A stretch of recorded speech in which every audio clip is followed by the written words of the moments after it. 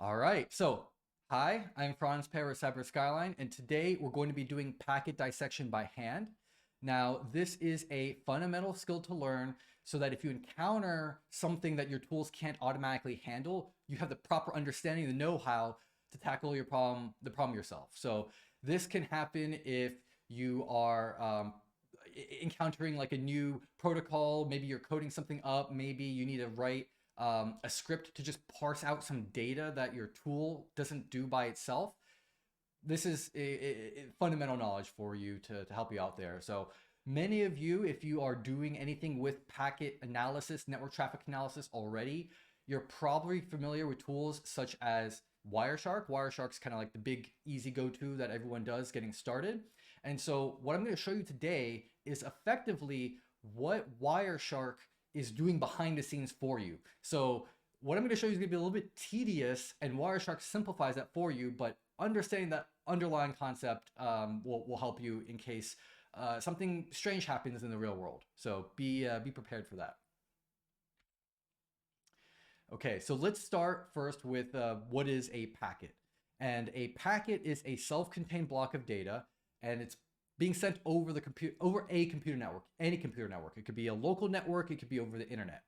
And the data within the packet is used to enable applications such as internet browsers, email, video streaming, and other web applications. So basically, anything that needs the internet in order to run, it is getting data from that internet. That data has to get to your device, whether it be your computer or your phone, and that data is being transferred via packets. And you can imagine packets effectively as a package, like an Amazon package, something that you get in the mail. It's like the digital equivalent of that. And the important thing to know is that there's actually nothing really special about packets. They're just like any other computer data. They're just binary. So on your computer, you have all these different computer files, you've got your documents, you've got different computer programs. All of those things are being stored as binary. The data going across the internet, the packets going across the internet, they're also just binary. And the difference between how you are able to handle a binary file versus a packet is that there are different protocols that are used for the computer programs to understand the information. And there's actually quite a few that go into a packet because some of these protocols are necessary for the handling, the shipping and handling effectively. So when you send your data across the internet, there are a lot of different devices between you and the destination. So if you're at home, you're trying to connect to YouTube, let's just say, in this example, I've got a video server, you're trying to connect to YouTube, there's not a direct connection from your house to YouTube. There's like your internet provider, Verizon, AT&T, whoever that may be, they are taking your data and then they're passing it along, eventually gets to Google. Now, everyone who passes your packet along, they need to have information to figure out like, where am I sending this to? And so that's one of the protocols involved in a packet. And then you've got the actual underlying data itself, the video itself, and the video has its own specification. I'm not going to focus at all about the underlying data. I'm interested about the things that are used in transit, and that's what we're going to take a look at today. So I mentioned these specifications, and I think a lot of times this can really sound like a scary thing. It's really not that scary. The problem is when you try to start going down this path of reading specifications, understanding specifications, you end up looking at a file that's like hundreds of pages long, like a PDF that's hundreds of pages long, and it can be a little bit intimidating. But we're going to take it step at a time to make it a lot easier. And the important thing, because I mentioned these specifications are very important for computers to interpret the data. In order for a computer to do anything with a packet, they need to have the specifications. They need to have a program that understands the specifications in order to, use it or interpret it, whether that be passing your packet along across the internet or actually reading it and doing something with the data, like playing a video. Now, the nice thing is that with any open source specifications, you can go online and you can just look up the documentation, the specification, and you can figure out, oh, this is actually what Wireshark is doing behind the scenes. or your browser, or Spotify or what have you. And what I've done here in the screenshot is I've pulled up the specification for the IPv4 protocol. And this protocol, if you haven't heard of like IP addresses, TCP/IP, it's the IP component of all of this is very important for actually figuring out how does your packet navigate around the internet. It has information. It's like, hey, who's this coming from, and where's it going to? And so that's why this is relevant, and this is actually going to be the specification that we're going to use in our example today in our demo. Now, when we are going to go do this, there's a couple things that we need. One is we clearly need a specification, because if we don't have the specification, like, how are we supposed to understand what this data is? So you need a specification. And the other thing is some sort of means to manipulate the data, because if you are trying to physically do this on a piece of paper, and I know this is titled packet dissection by hand, you don't actually need to physically do it by hand. I just mean manually. It can be digitally by hand. It's not going to be a very fun process. And it's going to be a lot easier if you have a tool that helps you with data manipulation.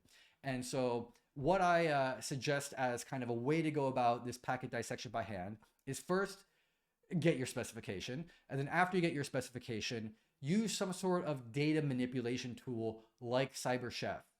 I'm going to use CyberChef in the example, but you can do the exact same thing with like a million other online tools. If you really wanted to, you could open this up in a text editor, and maybe some of these like converting of information of data can be done a little bit more manually rather than automatically with a tool. That's dealer's choice, right? But you need some mechanism to actually like manipulate the data. And then at this point, we're gonna have to figure out like, what do we want to understand about it, right? So you have the specification, which will tell you how to read the information. You probably want to identify what is it that you want to learn about the packet, about the data. And so figure out what you want that to be. And then you're going to go to the specification, and you're going to figure out where is that data physically located. And then you find out the physical location. You take it, you copy and paste it into CyberChef or your tool, and then you parse the data according to the specification. So the specification is going to tell you, for example, hey, the version number is a 4-byte integer, or maybe it's an 8-byte double. It will tell you how much data to read and how to interpret it. Is that data supposed to be an integer? Is it supposed to be a double? Could be positive or negative. Is it supposed to be text? Is it supposed to be ASCII? All of that information is going to be in the specification. So you're going to have to follow the specification to do that. And it's entirely possible that you might need to do additional conversions rather than just like going straight from this is the data to, oh, it's this number. You might actually need to like interpret it and then put it through additional functions. So we're going to see what that looks like. All right, so let's go and dissect a packet. So what I've done here, and hopefully you all can see this, I'm going to try to zoom in just one more. That's probably the maximum I got over there. I've got an example challenge here where on the left side we have the raw packet that we want to interpret. And this is in binary. So you could take a pen and paper and just write this out and try to figure out what to do with this. Or you can do what I suggested, like using CyberChef. For convenience, there's actually a visualization of the specification, which is the same thing that I had screenshotted in the slides. So this is just a quick reference. And then we have a couple of questions, which is going to ask, these questions are asking us to parse the packet and understand what the different fields mean, not as binary, but like in reality, like from a human perspective, we talk about like, hey, what is the IP address? We mean the IP address in a human readable format, in like kind of the octet notation and not in the raw binary notation. So This is the information that we're trying to find. Now, what I want to show you is while there is this quick, convenient tool here with the information, if you were not provided this, what you would go is you would go into Google or some other search engine and you type in IP packet header specification or something to that effect. And from there, you would look up the official documentation. Now, if you go ahead and you do that for IPv4, you will get something, you'll get some search results that look like this: IPv4 specification. This is RFC 791 for the internet protocol. This came out back in 1981. And I don't know how well you all can see the scroll wheel here. I don't know if I can make that any bigger, but this is a big document. Like, this is not some casual nighttime reading. However, it's actually only 45 pages long. So as far as specifications go, it's actually not too bad. But it's going to give us a lot of information, which we don't necessarily need to concern ourselves with. What I'm going to do is jump straight to the specification component of this document, because you can see here there's an introduction that talks about like why they're putting this together, and then there's like an overview that explains like how this is different to other protocols. Like, that's not what we care about. We want to understand the specification. And if I go to section 3 over here, this is a text version of that nice table that we saw earlier. We keep seeing this. And then we actually have the details. So the specification is telling us that, hey, you have this raw binary data, and the first 4 bits in that data is going to indicate the version. And because this is the specification for IPv4, when we calculate the first 4 bits and we convert that to a number, in theory, this should be 4.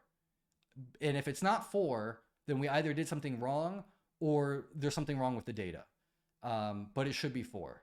And then the next 4 bits is going to indicate the length of the header. So this entire thing has a length, and this field, the second set of 4 bits, that field is going to tell us the length of the header in chunks, in increments of 32-bit words.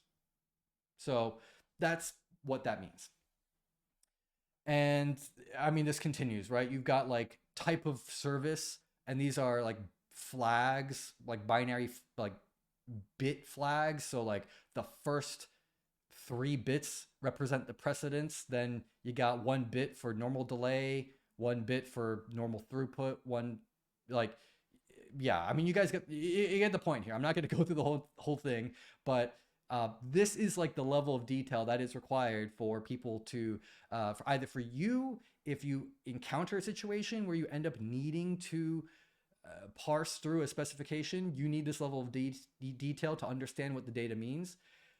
And also the people who make Wireshark, the people who make other software that actually has to process any sort of data, they're going to have to be compliant with these specifications in their software. Otherwise, their software is not going to be compatible with other devices. So if you're going to watch a YouTube video and your browser does not follow the same specification, does not follow the same rules that the YouTube server is following, then they're not going to be able to talk to each other, and you're not going to be able to watch your video.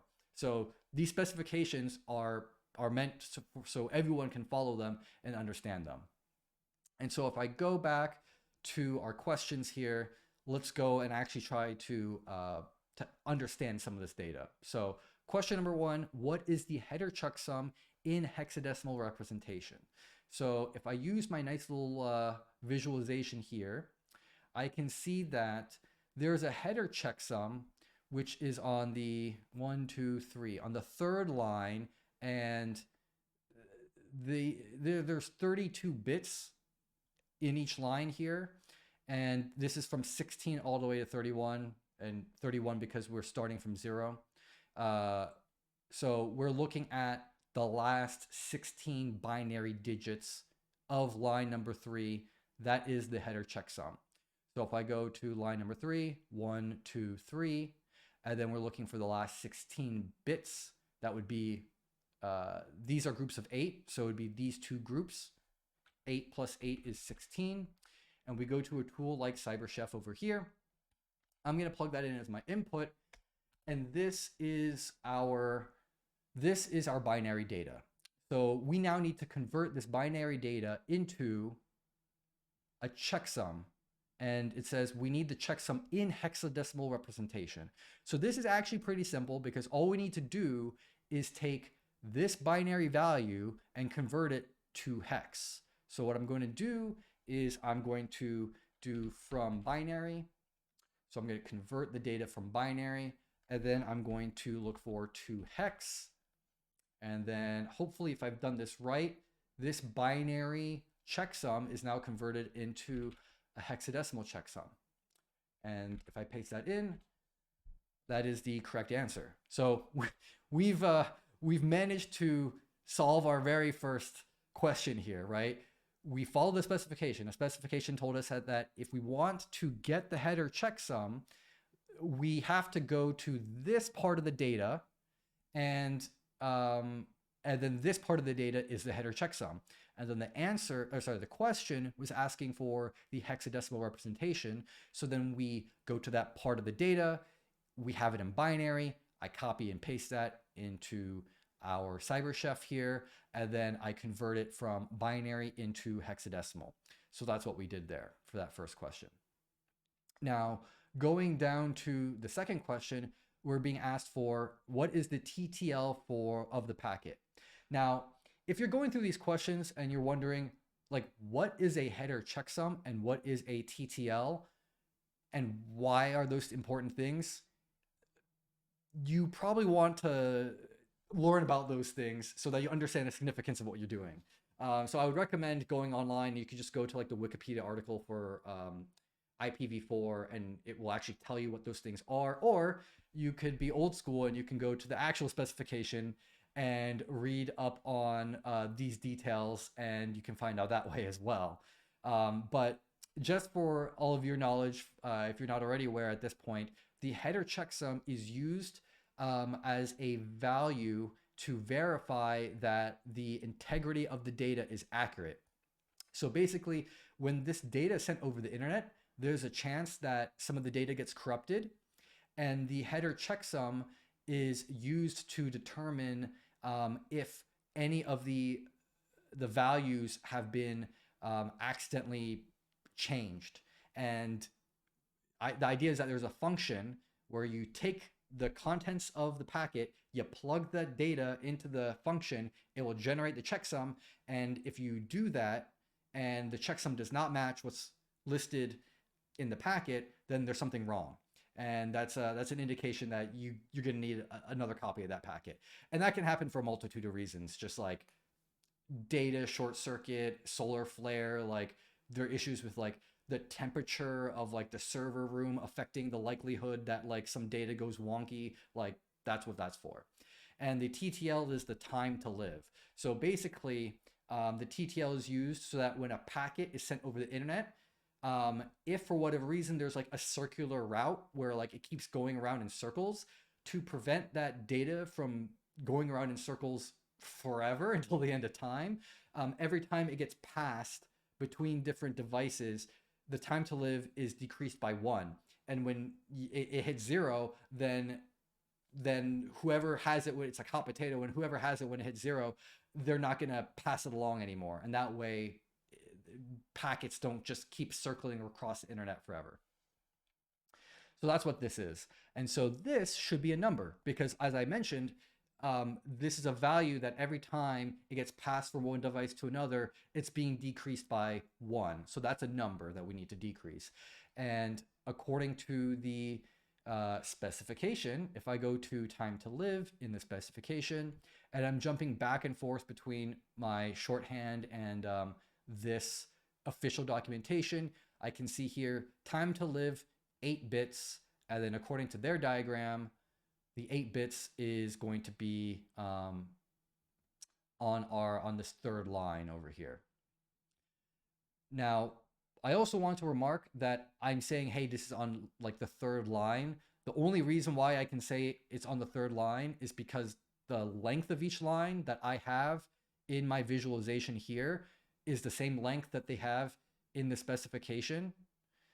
If those are not the same length, this ain't gonna work for you. So you're gonna actually have to count from the beginning the position, the number of bits you need to go, or bytes you need to go from the beginning. So the actual offset. So line number 3, time to live, is the first 8. So line number 3, I'm going to copy this. I'm going to go to CyberChef, and we do not want to convert to hex.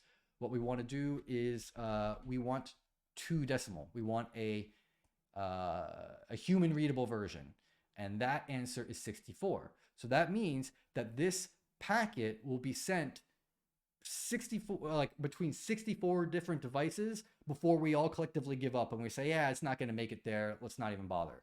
So that's what the value of 64 in the TTL means, and we have that correct. And now we have 2 final questions asking the source IP address and the destination IP address. So the source IP address is who is sending this data, and the destination IP address is who is supposed to be receiving this data, the to and the from. And so we know that this is going to be on line number 4 and line number 5, and it is actually the entire line. So I'm just going to take this entire line, I'm going to copy this, and I'm looking for the source IP address. Source IP address is this line, and I'm going to go over here, I'm going to paste this in, and conveniently enough, you can see here that this is actually an IP address. Because we're just converting it straight from binary to decimal, the normal like decimals that you would see, the periods that you would see between each set of numbers is not there. But if we want that, I can go to CyberChef and I can do IPv4, and I can say, hey, extract IPv4 address. Or am I looking at the right thing here? IP. Oh, no, I'm looking for change IP format. That's what I'm looking for. Change IP format, and I have the input as, I don't have an option for binary, so I'll choose an option for hex. I'll turn on the hex conversion, and you can see now this is the normal, quote unquote, human readable version of the IP address, which I can then copy and paste. However, because of the way that this works, according to the specification and IPv4 addresses, what's happening is that each of these sets of 8 bits is being converted into a decimal number. And so if I don't do this conversion and I just go straight to decimal, this converts to this, this converts to this, this converts to this. We actually get the exact same thing, but because we don't have like the pretty format that we get from change IP format, we don't get the decimal points in between these sets of numbers. So let's go ahead and submit our answer over there. That's correct. And then destination, this is going to work exactly the same way. I'm going to come over here, and I am going to get the nice, pretty looking IP address format and come in here and submit that. Now, we've completed everything. We got everything correct. I got my little green check mark over there. So that's how you do it by hand. Now I'm going to show you a shortcut specifically for IPv4 with CyberChef, because I actually discovered this while I was preparing to tell you all about this, which is CyberChef conveniently has, and if you didn't see this already, they have a parse IPv4 header operation, like by default.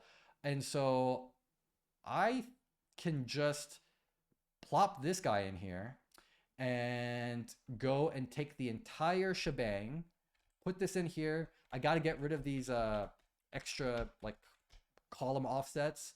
And then I need to go and I need to specify that the input format is not hex. The input format is raw, or maybe I'm wrong. No, I don't want raw. I want hex, which means I still need to do the from binary to hex. So if I do from binary to hex, and then I parse it as hex using the parse IPv4 header option, you can see here version 4, header length 5, which means 20 bytes. We have the time to live 64. Hey, we have the source IP address and the destination IP address. So we have some confirmation that we got all of this right. We did this right. So that's a cool thing. I don't know if there's that many other headers that CyberChef can help you parse. I don't even think this can help you parse IPv6. It looks like it only can help you parse IPv4. So specific to this one protocol, IPv4, the headers you can parse a little bit more automatically with CyberChef. But there are many different protocols within a packet, like I had mentioned before. This is just the this is just the IPv4 component of the packet. There's also the TCP protocol that operates in addition to the IP format, and the TCP protocol provides additional guarantees, like making sure that if data is messed up, there's an automatic way to retransmit the data. It helps identify a continuous stream of data, so that if you have a file that you need to transfer that's too big to fit in a single packet, TCP has information in its specification, so that when you send all the different packets, the recipient can figure out how to reconfigure like all of those data and get it back to what the original file is supposed to be, because those packets might not show up in the same order, and some of them might not make it all the way there, and they need to get resent. And that's a completely different protocol that works alongside the IPv4 protocol. So hopefully you all found that valuable. Yeah, that is dissecting packet data by hand.